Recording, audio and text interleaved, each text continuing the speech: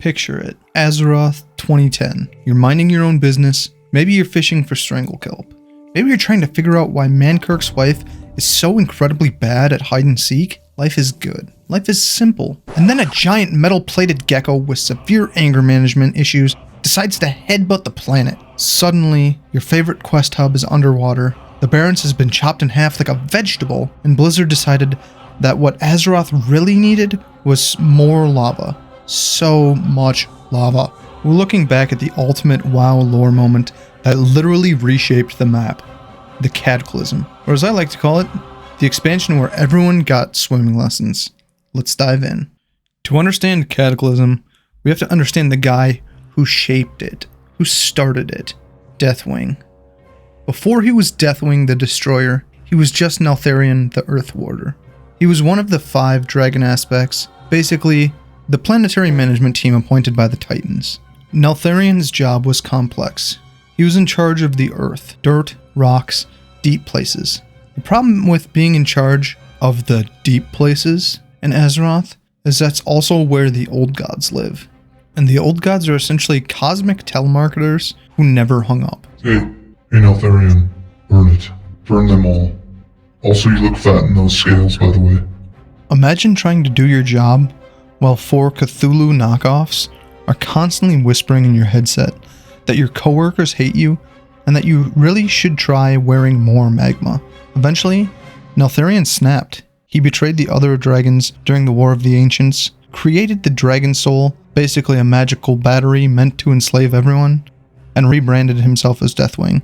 After getting beat up a few times over the millennia, Deathwing went into hiding in the elemental plane of Deepholm to recover. It's basically a cosmic basement where he spent years stewing in his own rage, letting cultists hammer elementium armor directly onto his skin. It's a classic midlife crisis. Some guys buy a sports car, ancient dragons glue metal plates on their chin and declare war on existence. Look at this. Who is this dentist? This looks agonizing. No wonder why he's so mad. If I had armor bolted to my jawbone with zero anesthesia, I'd probably burn down a major metropolitan area too. Finally, he decided he was ready to re-enter society. His exit from Deepholm was so violent, it shattered the barrier between the elemental planes and Azeroth. This is the Cataclysm.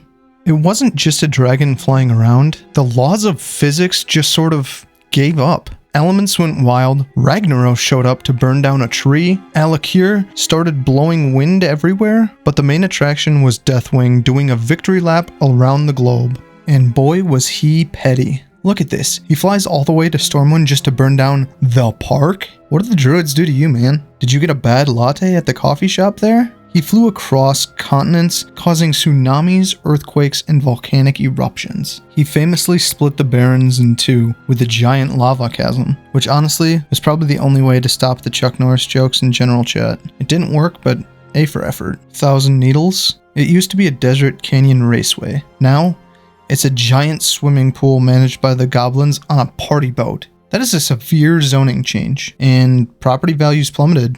The world is ending. Everything is on fire. Who's gonna fix it? Enter Thrall. Thrall, the war chief of the Horde, realized that since he's the most powerful shaman around, he needs to go hold the world together with metaphorical duct tape. But this leads to perhaps the single worst staffing decision in all of the history of Azeroth. Thrall needed a temporary replacement war chief. He looks at his roster. He has a wise advisor like Cairn Bloodhoof or Vol'jin. Instead, he picks Garrosh Hellscream. Garrosh, a depressing orc with daddy issues whose primary diplomatic strategy is hit it with an axe until it stops moving. Thrall is like, hey Gary, don't break anything while I'm gone, and try not to start a race war. And then Thrall leaves to go shave his head, wear bathrobes, and become Green Jesus for 2 years.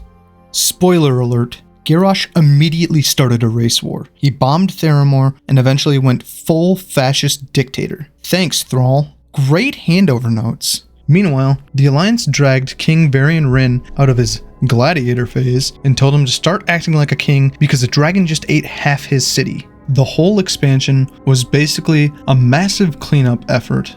We fought cultists, we fought Ragnaros again, and we did way too many underwater quests in Vashj'ir. Finally, we faced Deathwing himself. How do you kill a dragon the size of a small country who is bleeding magma? You parachute onto his back and pop his armor plates like giant fiery pimples until he crashes into the ocean.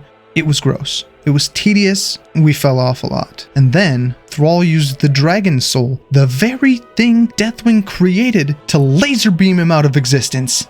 The aspects lost their immortality in the process, declaring that the age of mortals has begun, which is dragon speak for, we're tired of saving you idiots, you deal with the next apocalypse. The Cataclysm was a huge gamble for Blizzard. They deleted beloved content and changed the world permanently. Some people loved the revamp, others still cry themselves to sleep about the old Thousand Needles racetrack. But you have to admit, as far as lore moments go, a dragon getting so mad that he fundamentally alters the geography of the planet is pretty metal. What's your favorite or least favorite memory of the Cataclysm? Did you miss the old world, or were you happy to see the Barrens split up? Let me know in the comments below. If you enjoyed this trip down Molten Memory Lane, hit that like button, subscribe for more WoW lore deep dives that don't take themselves too seriously, and until next time, try not to stand in the fire.